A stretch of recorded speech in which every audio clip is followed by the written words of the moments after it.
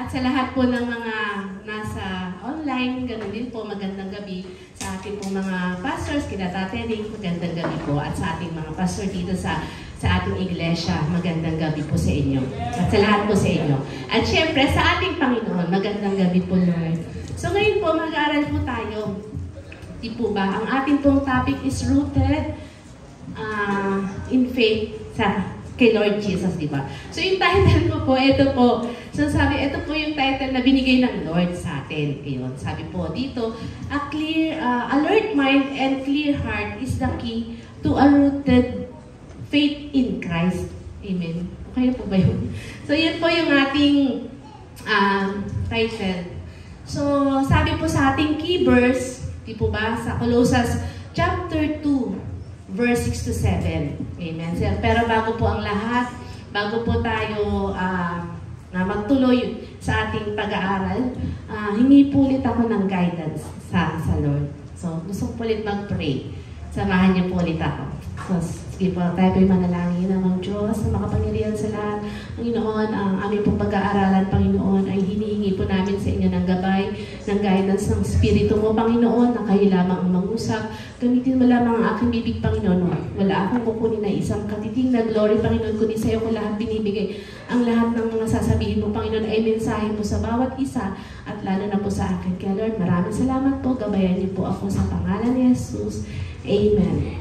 Amen. So yun po yung ating pong key verse sa Colossians chapter 2, verse 6 to 7. Sabi po dito, sapagkat tinanggap na ninyo si Kristo bilang Panginoon, namumuhay kayo sa paraang karapat-dapat at magpakatatag kayo at magpatuloy lumago sa pagkakilala sa Kanya. Magpakatibay kayo sa pananampalataya at ituro sa inyo, na itinuro sa pananampalatayang itinuro sa inyo at lagi kayong magpasalamat sa Diyos. Amen. So palakpakan po natin ng Lord dito po sa isang way para yung pananampalataya po natin ay maging rooted. Amen. So sabi po dito, magpakatibay tayo sa pananampalataya. Di po ba? So, mamuhay tayo ng karapat-dapat. Amen. So yung buhay natin, isipin natin, namumuhay ba ako ng karapat-dapat sa Panginoon? Amen. Nagiging matatag ba ako sa pagkakakilala ko sa Panginoon? Amen. Lalo na pagka yung dumadaan na tayo sa mga mabibigat na pagsubok ng testing, ng pains, ng trials, ng sufferings, di po ba? Nagiging matatag na po ba tayo? Amen. So lagi din daw po tayo maging magpasalamat, pagiging matibay ang ating faith. Pagtibayin daw po natin yung ating pananampalataya. Kumapit tayo sa Panginoon. Amen. Maging mapagpasalamat sa lahat ng pagkakataon. So lahat po ng pagkakataon, maganda man o pangit, yun po ba, yun yung sabi ng Lord, maging mapagpasalamat tayo. So sa mga nabanggit po na ito, hindi po ba? Aside po doon sa mga nabanggit natin, paano pa po natin magagawa na maging maging rooted yung ating faith. Amen. Di ba po, yung last Sunday, yung pong tinapik ni Kuya A na yung pong about sa mind, di ba?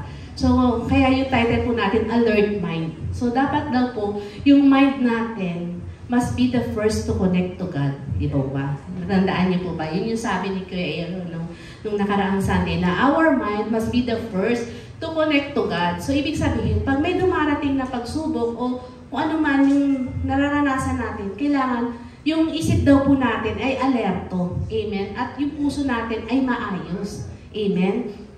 So, sabi po dito, di po ba, katulad halimbawa, may emergency sa buhay, di ba? Ano ba yung dapat mong isipin pag mayroong emergency? Di ba? So, di ba, pag may emergency, saan mo dinadala? Di ba? May sakit or may aksidente, saan natin unang dinadala? Di ba? Anong una natin palang maiisip muna? Ayun pala, nandun muna ako sa number 1. Sabi po, what must a person think when facing an emergency? Or ano ba yung dapat nating unang isipin kapag dumaranas tayo ng kagipitan? Amen. Una-una po, sabi po dito, kailangan nga yung mind natin, meron tayong mindset na yung naka-mindset na sa atin na if something happens, kailangan si Lord agad yung una kong maisip, di ba? So number 1, sabi po, think of calling upon the Lord because He is our Father and Creator. Amen? So naniniwala po ba tayo doon? Amen. Palakpakan natin si Lord. Di ba? Siya yung ating creator, siya yung ating Father. And since tayo ay mga anak niya, di ba? When we receive our Lord Jesus as our personal Savior, di po ba? Binigyan na tayo ng karapatan ng Panginoon na maging ama din natin ang Father God, di po ba?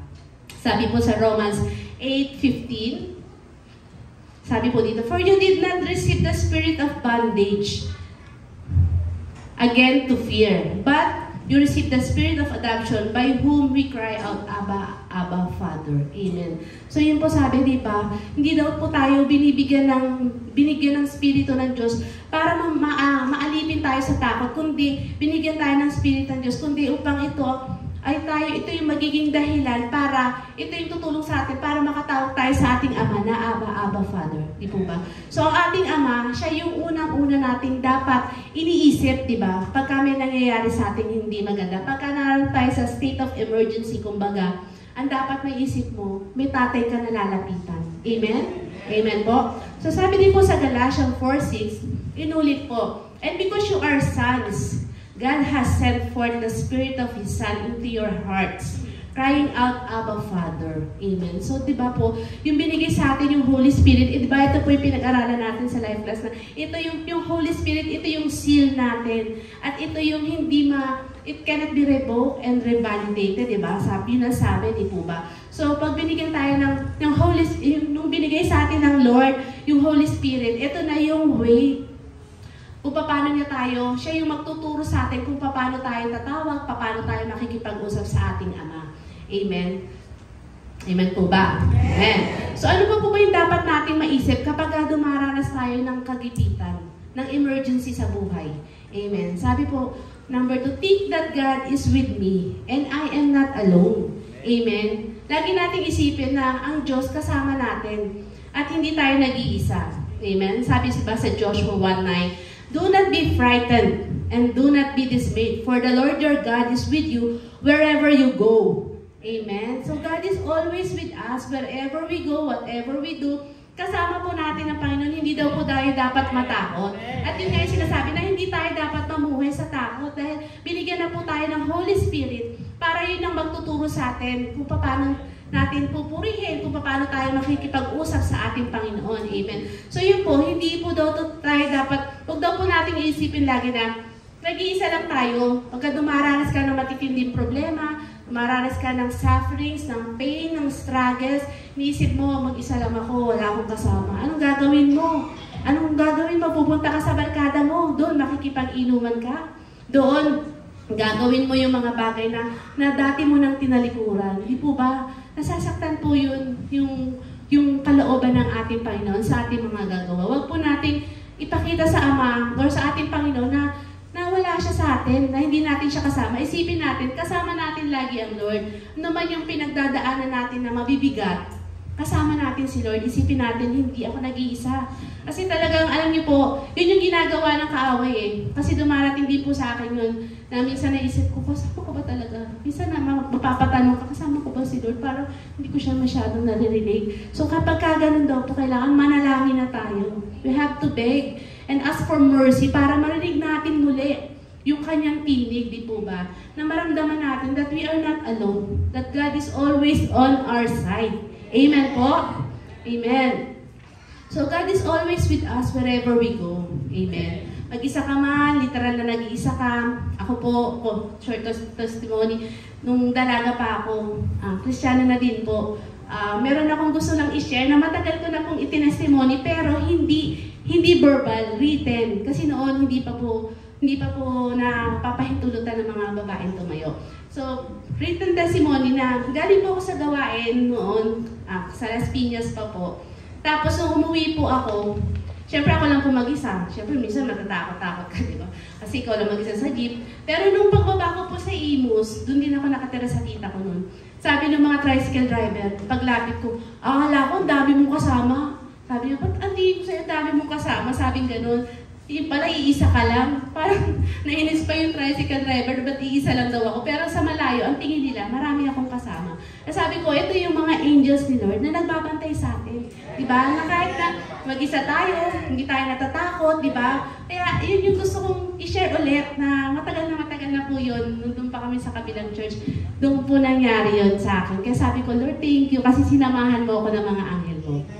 Amen. So yun, never think na nag-iisa tayo.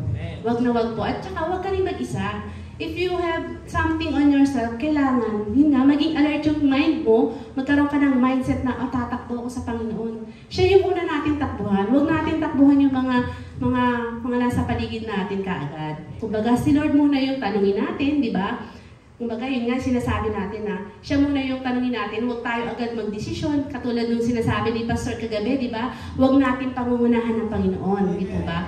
So, kailangan lagi nating i-ask yung kanyang wisdom doon sa mga pangangailangan natin, di po ba? So, kung halimbawa, nagkukulang ka, lalapit ka kay Bombay, di ba? Huwag agad kay Bombay, sa Lord muna. Kasi si Lord yung magbibigay ng wisdom kung sino yung dapat nalapitan ng tao. Amen? Hindi po makakapag-satisfy sa atin yung mga nandirito sa mga bagay na nasa paligid natin, kundi ang Panginoon po ang magtuturo ng way para igabayan po tayo. Amen? So number 3 po, ano daw po yung dapat natin unang maisip? Kumbaga, ano dapat yung maging alerto sa isip natin? Sabi po dito, nothing is too hard to God. Amen? Tutulungan ako ng Lord. Yung dapat yung mindset natin na walang mahirap sa Panginoon. Tutulungan ako ng Panginoon. Diba? Laging sinasabi lagi natin naririnig. Dahil ito yung mensahe ng Panginoon na ang imposible sa tao, posible sa Diyos. Kasi nga, nothing is too hard to God. Diba? God is able.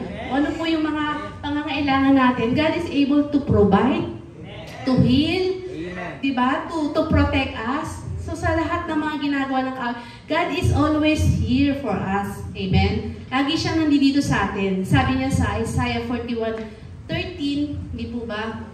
For I, the Lord your God, hold your right hand. It is I who say to you, fear not, I am the one who helps you. Amen. Di po ba, walakpakan natin si Lord.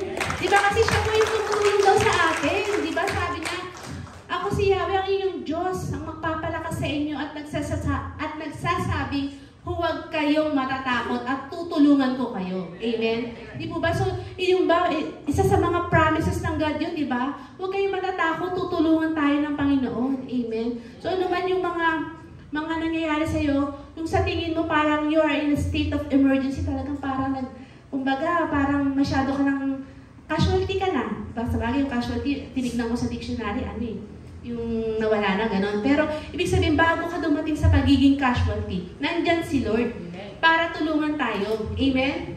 Amen po ba? Naunawaan po natin? Amen? Kasi yun ang sabi niya, huwag kayong matatakot, tutulungan ko kayo.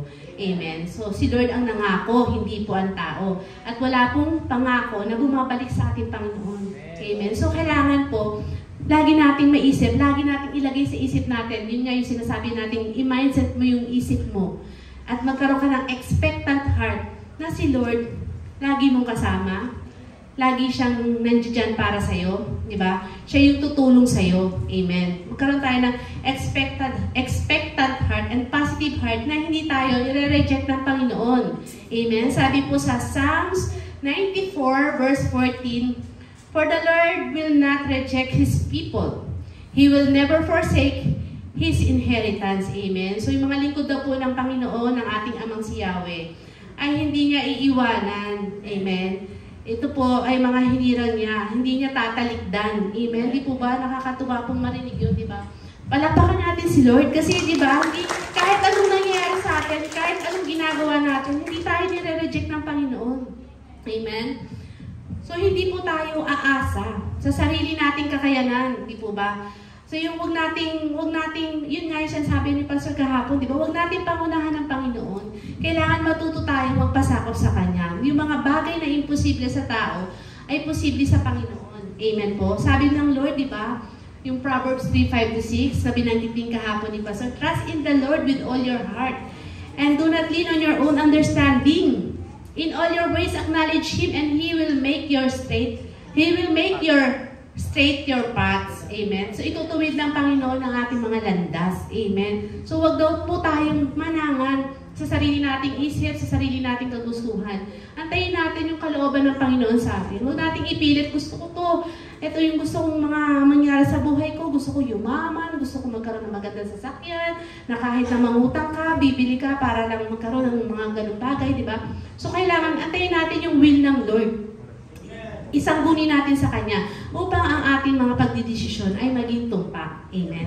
Di po ba? So pag alam na natin, nakasama natin ang Lord, naririnig niya tayo, pag tayo ay tumatawag sa Kanya, doon po, magkakaroon ng bunga sa atin. Ano yung bunga sa atin? Nagkakaroon tayo ng rooted faith in God, in Christ, di po ba? So pagka gano'n ang mindset mo, ibig sabihin, nag-uugat na ang pananampalataya mo sa Panginoong Jesucristo. Kasi nakikita mo na hindi ka na agad basta nadadala ng kung ano man yung mga pagsubok na dumarating sa iyo, ano man yung sufferings mo, ano man yung mga temptations na dumadaan sa buhay mo, yung mga pains and trials mo, di po ba? So, yun po yung magiging bunga noon na pagka mindset natin yung isipan natin na maging alerto, na sa oras na tayo ay may kinakaharap na problema o emergency sa buhay, alam na natin kung sino yung tatawagan natin. Amen. So, yun po.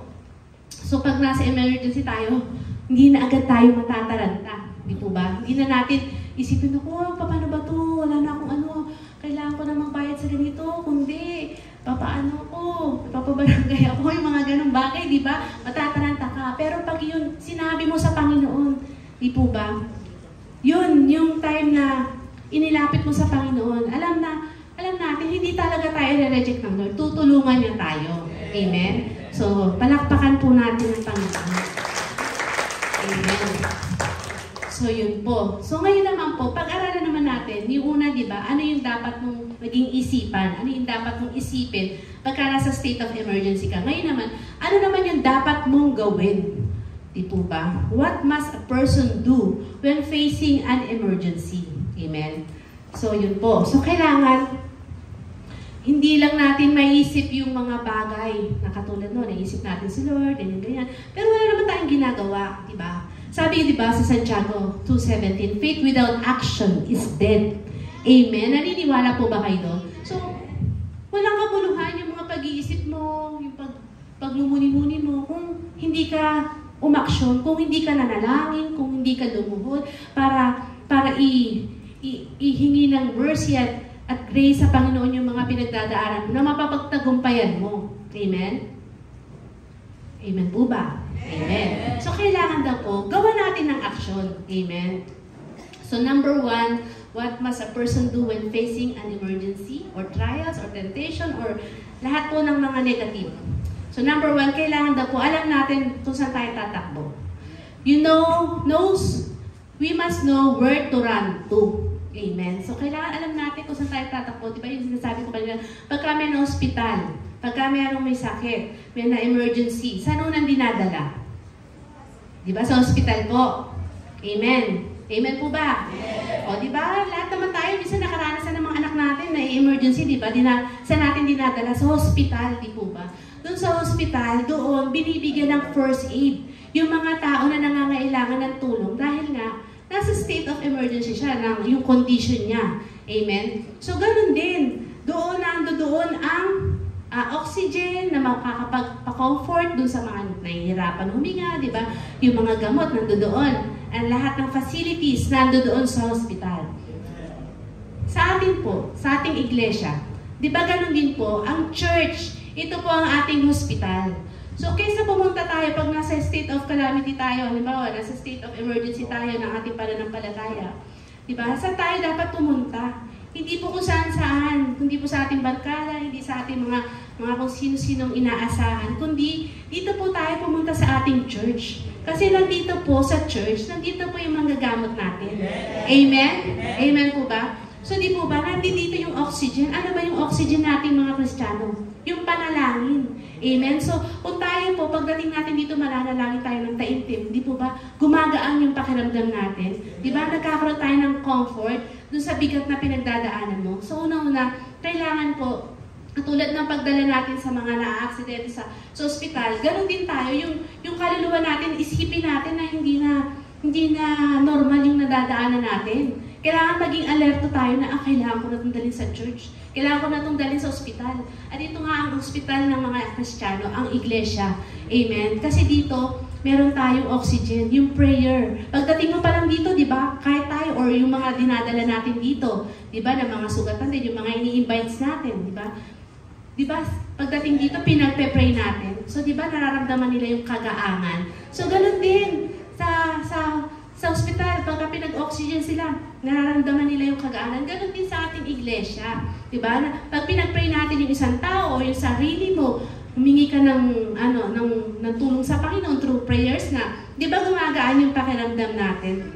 Kasi alam natin na nandirito yung manggagamot. Amen. Amen po ba? Yes. Alam mo kung saan ka tatakbo. Hindi ka basta-basta tatakbo kung kani-kanino. Kung may problema ka, huwag ka kung kanino tumakbo. Tumakbo ka sa Panginoon. Amen. So number 2, knows who to trust to. Diba? So yun nga, nandito sa ospital, nandoon ang doktor. Di po ba? So dito sa church, nandito ang ating Panginoon, ang ating God. Amen. At siya yung ating great healer. Diba? Great provider. Yung sinasabi natin kanina na siya yung nagpoprotekta sa atin. So alam natin kung kanino tayo magtitiwala. At dito po sa iglesia natin, tayo magtitiwala. Ang doktor po natin ay ating Panginoon. Amen. Sabi sa Deuteronomy 31:8, the Lord Himself goes before you and will be with you. He will never leave you nor forsake you. Do not be afraid, do not be discouraged. Diba? Ilang beses po sinasabi ng Lord, do not be afraid. Diba? Do not be discouraged. Amen. Dahil dito po sa iglesia natin, hindi lang po ang Lord ang narito. Yung mga nurses, di ba, sa ospital. Di ba, bago tayo makarating sa doktor, dadaan muna tayo sa nurses, or kahit na nagpa-check up ka lang, di ba, dadaan ka sa doktor, tatanungin sa'yo, ilan yung, yung weight mo, ilan yung, kung may lagnat ka ba, di ba? Lahat ng information itatanong ng nurses. So dito din po sa ating iglesia, meron din po tayong nurses. At iyon po yung katulong o kaagapay ng Panginoon sa pag-a-assist sa mga nasusugatan. At ito po yung ating mga pastor. Amen? Pastor at mga leaders. So yung mga pastors and leaders, ito yung unang humaharap sa, di ba, sa atin. Ito ba? Para dalhin tayo sa Panginoon. Ito ba? Tinuturuan tayo manalangin. Tinuturuan tayo kung ano yung dapat natin hingin sa Panginoon, di ba? O ano yung dapat natin sabihin, di po ba? So, ganun din, binibigay natin yung lahat ng information sa mga leaders natin, o ano yung mga pinagdadaanan natin, and then, yung mga leaders po natin ay ginagamit ng Panginoon para i-comfort tayo through encouragements, di po ba? So, napakaganda po, di po ba, na dito sa iglesia ng Panginoon, ito yung hospital natin, dito may doktor, andyan ang Panginoon, ang ating Yahweh, si Jesus Christ, ang nurses, and dyan yung mga inaasahan nating pastor at mga leaders na tutulong sa atin sa time na tayo ay nasa kagipitan o nasa emergency na. So, kailangan lumapit tayo sa ating mga pastor at sa ating mga leaders para matulungan po tayo. Kasi syempre, sila na po yung ginagamit ng Lord para mabigay sa atin yung comfort na kailangan natin, di po ba? Kasi sabi ng Lord, di ba, hindi niya tayo iiwan, hindi niya tayo pababayaan. So, hindi na tayo dapat matakot at ma-discourage. So, lahat po ng mga bagay na yon, binibigyan ng tugon ng Panginoon sa pamamagitan nga po ng ating mga pastor at leaders. Kasi sila po talaga yung ibinigay na, di ba, ng Lord para tayo ay, kumbaga, i-assist, di ba? Parang nurse, ina-assist niya yung mga may sakit. Diba? So, ganun din tayo. Ina-assist tayo ng mga pastor natin, diba? Leaders natin, tinatanong tayo, oh, Brad, kamusta ka na? Anong nangyari, sister? Bakit hindi ka na napunta? Diba? So, pwede natin silang pagkatiwalaan. Sabihin natin sa kanila, ano ba yung nararamdaman natin? Di po ba? At yun, kasama natin sila na ipapanalangin tayo sa ating Panginoon. Kumbaga, sinasabi niya sa doktor, di po ba? Sinasabi din ng nurse sa doktor kung anong problema ng tao na ito. At doon, di ba, binibigyan ng solusyon ng Panginoon. Binibigyan niya ng katugunan, yung mga bagay na gusto natin maunawaan. Amen. At malaman at magamot sa ating mga kasakitan, di po ba? So, yun po. Pangatlo, kailangan, alam mo kung sino nga yung kakausapin mo, di po ba? Yun nga, yung mga pastor natin, ang ating Panginoon. Kailangan yung communication natin sa Panginoon, constant, hindi po yung mamaya na lang kasi may ginagawa pa ako. Diba? Kasi sabi nga, diba, oxygen natin ay ang panalangin. Diba? Prayer is our oxygen. Pag hindi tayo nananalangin, mahirap huminga. Di po ba? Mahirapan tayong huminga. At sa isang relasyon, sa isang relationship, hindi pwedeng walang communication. Kailangan mag-uusap kayo palagi, di ba? Paano mo siya maunawaan? Na gusto pala niya daing, ang niluto mo, tuyo, di ba? So, kailangan, sa isang relasyon, alam natin kung ano yung gusto ng bawat isa. Alam natin kung ano yung gusto ng Panginoon, alam ng Panginoon din kung ano yung gusto natin. Kasi nga, yung communication is nandiyan, constant po. Spontaneous, kumbaga sinasadya talaga natin na makapanalangin tayo, na sabihin natin lahat sa Kanya kung ano man yung nilalaman ng puso natin. Amen? Sabi po sa Awit, chapter 17, verse 6, tumawag ako sa iyo, O Diyos, sapagkat ako'y iyong sinasagot. Kaya ngayon, pakinggan mo ako at pansinin ang karaingan ko.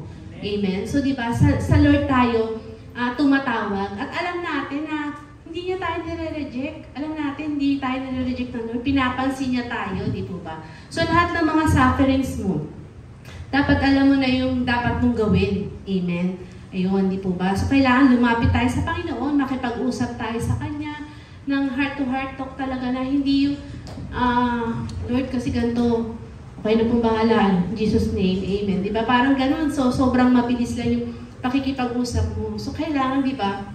Parang yung isang pasyente na nagko-consult sa doktor na sinasabi mong lahat yung sakit mo, di ba? Pagka kinakausap ka na ng doktor, di ba? Padadaanin ka muna sa nurse, sasabihin mo sa nurse yung mga basic. Pero pagdating sa doktor, doon mo i-elaborate, di ba? Yung mga dapat mong sabihin sa doktor na kung ano ba talaga yung sumasakit sa'yo, ano ba yung nangyayari sa'yo, may dumudugo ba sa'yo, meron bang something sa likod mo. Lahat ng yun, i-elaborate ko ng gusto. Ganon din sa panalangin natin sa Panginoon. Lord, nahihirapan ako kasi hindi ko po maintindihan kung paano ko po ito mapapagtagumpayan itong dinaranas kong pains, itong dinaranas kong suffering. Hindi ko po alam. Tulungan niyo ako, sa inyo lamang ako aasa. Lagi mong ibigay sa Panginoon kasi di ba, yun yung sinasabi ng Lord na binigyan niya na tayo ng karapatan tawagin siyang Abba Father. So lahat ng nasa puso natin, kailangan sabihin natin sa ating Panginoon dahil siya nga yung ating tatay, di ba?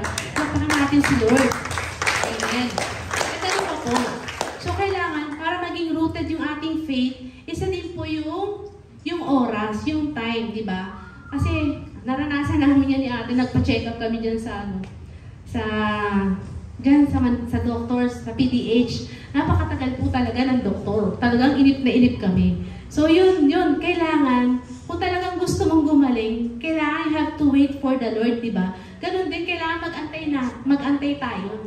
Kailangan natin ng time para magkaroon tayo ng rooted faith sa Panginoon. Amen? Hindi pwedeng pagtanim sa'yo, sibol agad, at may bunga agad. Ganun ba yun? Di ba hindi? Di ba pag nagtatanim ka, ako kasi marami po akong mga halaman sa bahay.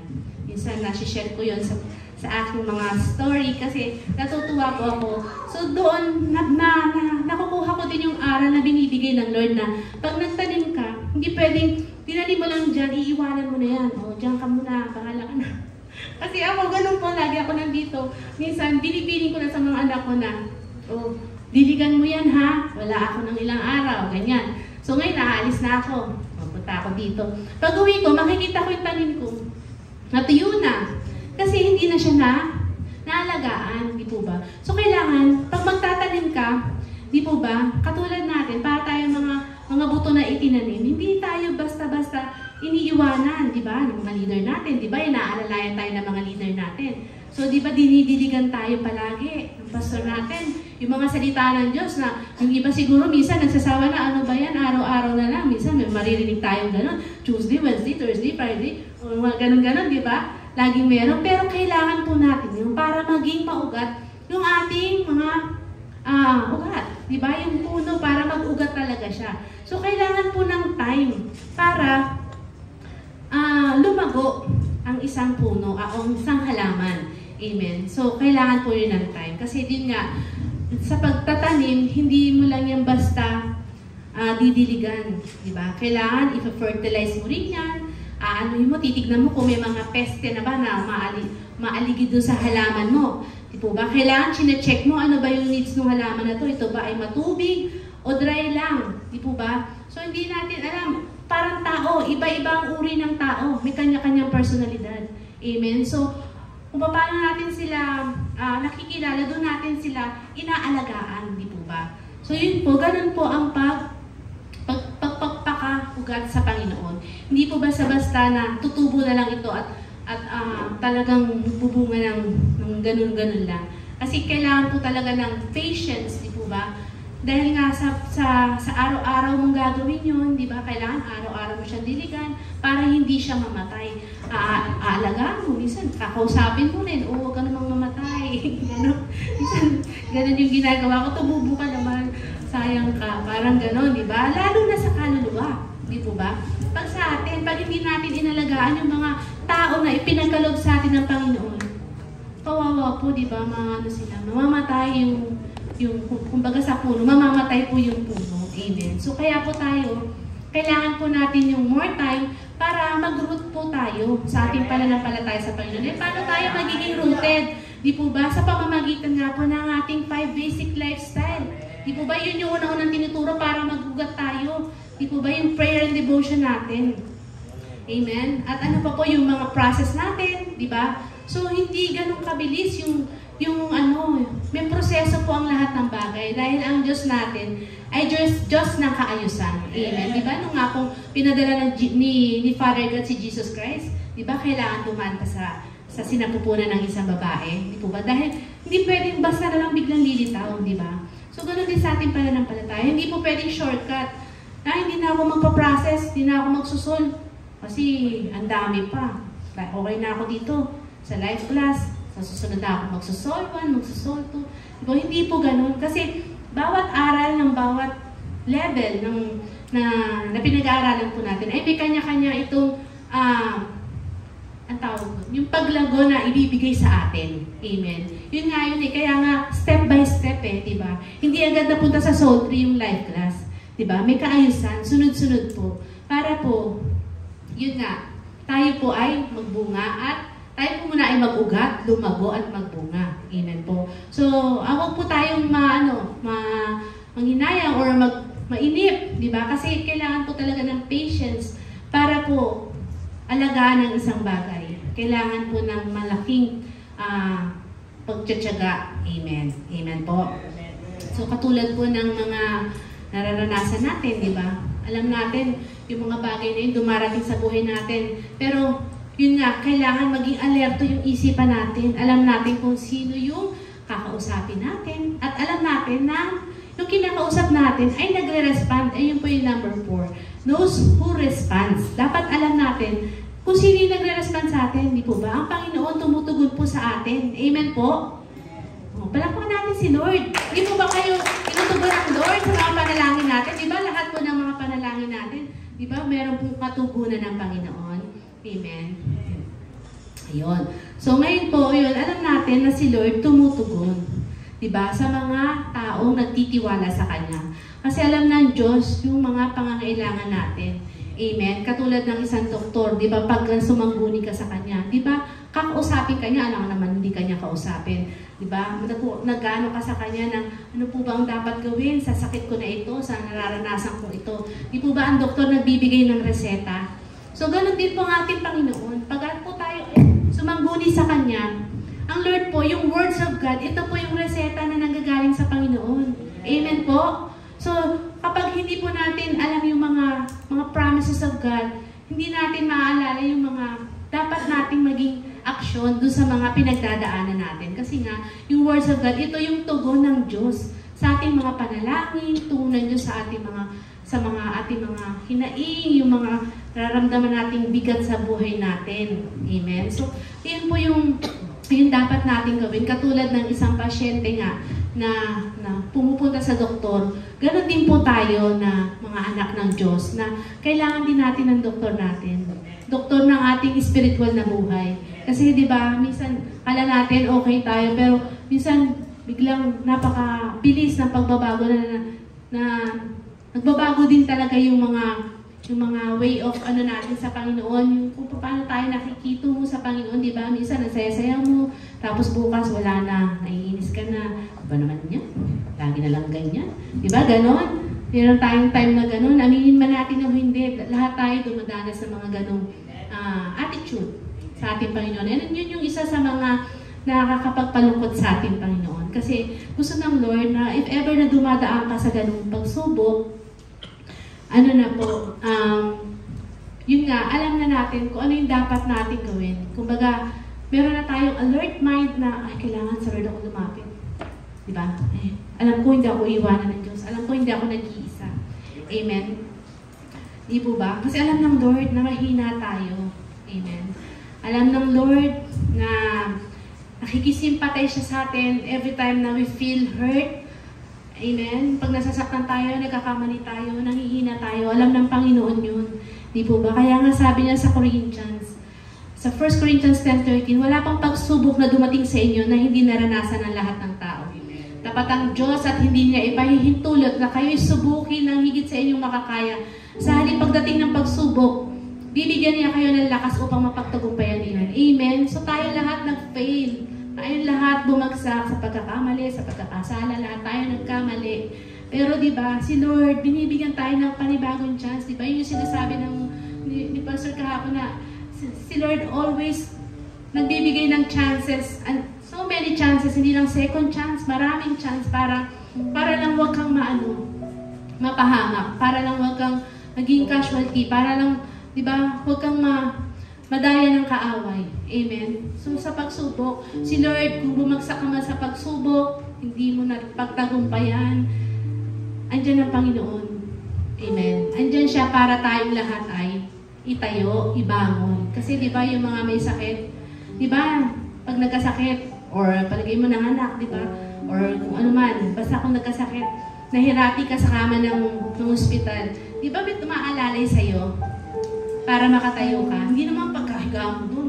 Pagkadala sa'yo dun, from emergency dun, bigla ka nang tatayo at, kayang-kaya ko na to. Hindi po ganun, di ba? Si Lord po yung aalalay sa atin. Amen? Para tayo muling makatayo. Kasi kung tayo, sa sarili natin tayo aasa, wala po. Hindi po tayo magtatagumpay. At wag po natin ikipin yung na lagi yung sarili natin, yung papupurihan natin, kundi sa Diyos natin ibigay yung tamang papuri at tamang pagpapasalamat sa lahat ng Kanyang binibigay sa atin. Amen. So gusto ng Lord, tumawag tayo sa Kanya. Sabi niya sa Jeremiah 29:12, "Then shall you call on me, and you shall go and pray to me, and I will listen to you." Amen. So di ba, sabi ng Lord, pumunta daw tayo sa Kanya. At makikinig po siya sa atin, di ba? Yung sa Matthew 11:28, sabi po niya, "Come to me, all of you who are weary and burdened, and I will give you rest." Amen. So, di ba? Napakasarap pong pakinggan ng salita ng Panginoon. Pinalalapit tayo ng Panginoon sa Kanya upang tayo ay pagpahingahin sa mga bagay na matagal na nating nagpapahirap sa ating puso, sa ating damdamin. Amen. So, yun po ang nawa po nararamdaman po ba natin yung gustong ipahayag sa atin ng Panginoon, yung love ng Lord sa atin. Amen po ba? Amen. Palakpakan po natin ang Panginoon. Amen. So yung conclusion po natin, di po ba pagka ang anak mo ay nasaktan, nadapa, nasugatan, kanino ba siya unang lumalapit? Sa kapitbahay mo ba? Sa kaibigan mo ba? Di ba sa magulang? Kahit naman po tayo, di ba? Pag nasasaktan tayo, kanina tayo unang lumalapit. Yung mga maliliit tayo, di ba sa magulang natin? Ganun din sa Panginoon. Dapat yun na po yung maging mindset natin na whenever we face troubles, pain, sufferings, trials, sa Lord po natin, ilapit yun. Huwag po sa mga nasa tabi natin. Amen. Pag may emergency tayo sa buhay, huwag na tayo kung kani-kanino lumapit. Dahil ang Panginoon lang po ang may way kung paano po tayo tutulungan. Amen. Because God is always waiting for us. Amen. Sabi niya, last verse, sabi po niya sa Isaiah 30 verse 18,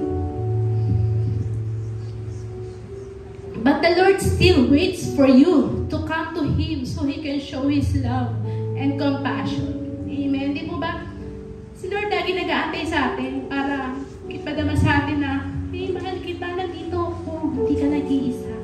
Diba? Andito ako sa tabi mo. Makikinig ako sa'yo. Ano ba yung gusto mong sabihin? Makikinig ako. Pakikinggan kita. Hindi kita i-reject. Ano man yung nagawa mo.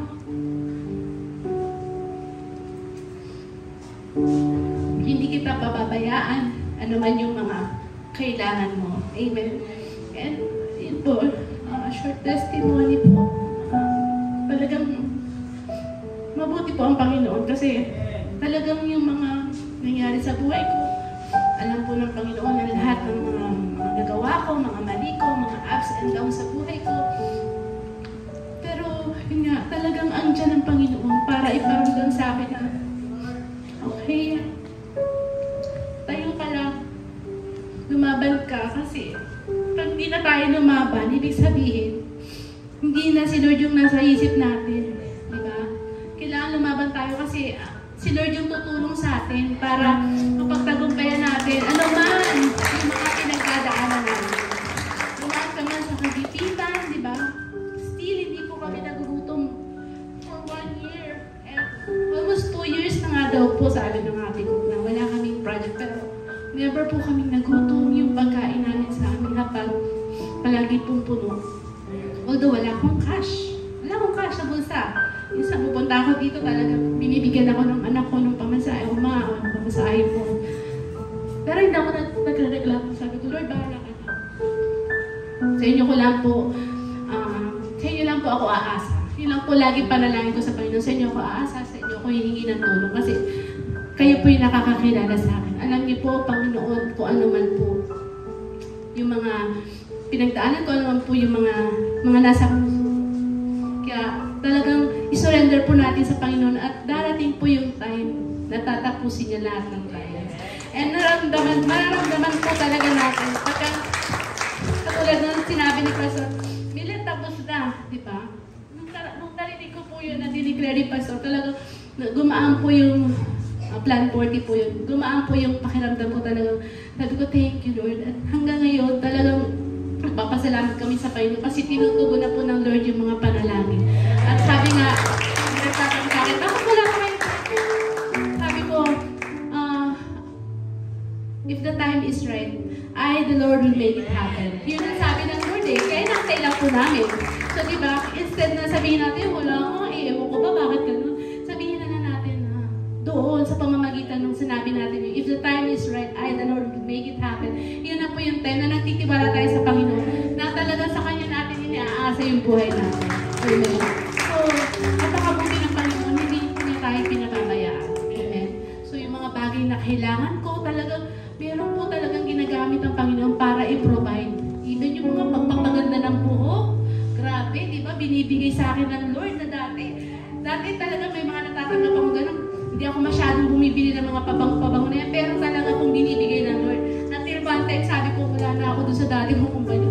Wala na akong nagbibigay sa akin ng mga ano pa. Parang naisip ko na gano'n.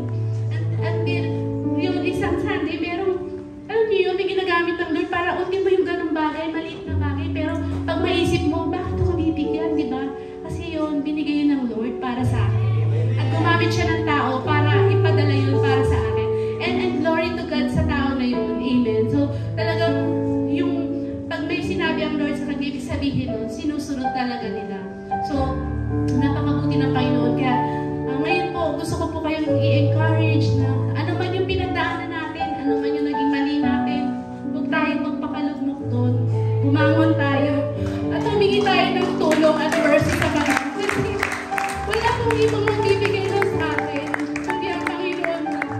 Instead na magmukmuk ka dyan, kung anong gawin mo sa sarili mo, manalangin na lang po tayo. Hihingin natin sa Panginoon yung kapatawaran, yung mga nagawa natin. Kasi walang ibang makapagtatama ng mga mali nating nagawa, kundi ang ating Creator. Diba? Amen po. Siya po ang ating Master, siya po ang ating Creator, ang ating Godfather. Amen. So sa pamamagitan ni Jesus Christ, binibigay niya sa atin yung way para tayo ay makalapit sa Kanya. So tayo po ngayon, tayo po itumayo. Manalangin po tayo. Ano man po yung mga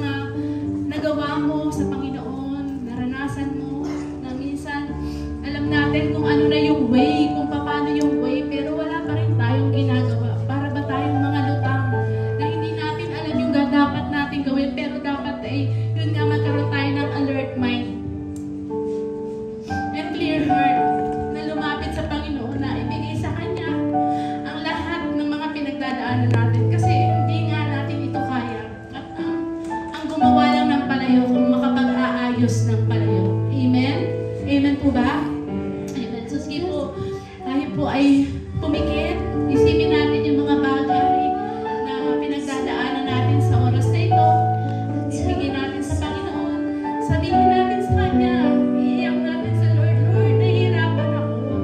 Lord, hindi ko to kaya. Yung pamilya natin, lagi nating isama sa panalangin.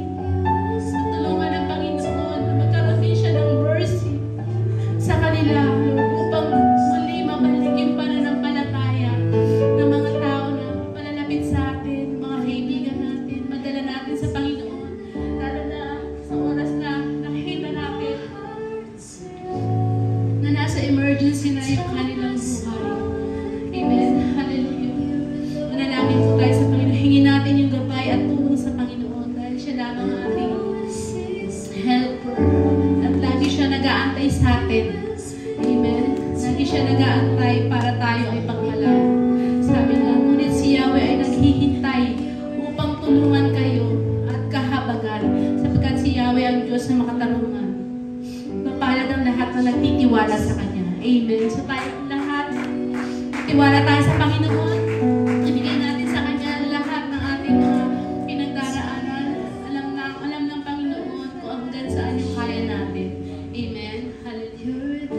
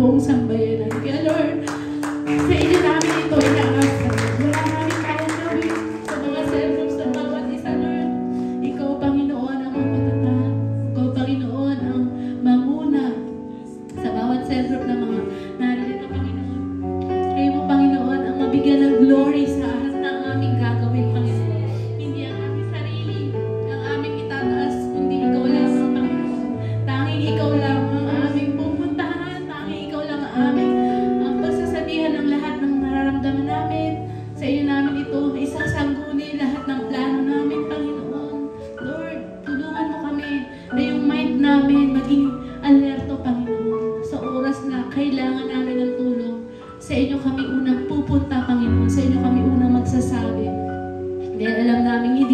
nire-reject.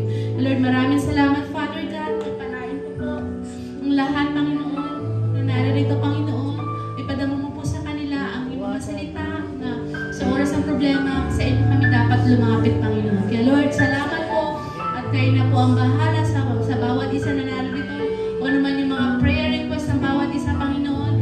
Ito po ay aming itinataas sa inyo, Panginoon. At nagtitiwala kami, Panginoon, na sa tamang panahon, ang lahat ng aming panalangin at kahilingan ay inyo pong tutugunin. Maraming salamat, Father God. Ano man yung hindi namin nasabi sa panalangin, alam niyo po, ang kahilingan ng bawat isa ay tinataas po namin itong lahat sa inyo sa pangalan ng iyong anak na si Jesucristo. Maraming salamat po sa paggabay ng Banal na Espiritu Santo at sa inyo namin ipinapagkaloob, Panginoon, ang pinakamataas na papuri, magluwalhati, pagsamba, pagdakila sa matamis ang pangalan ng iyong anak na si Jesucristo. Tayo pong lahat ay magsabi ng Amen. Glory to God. Hallelujah.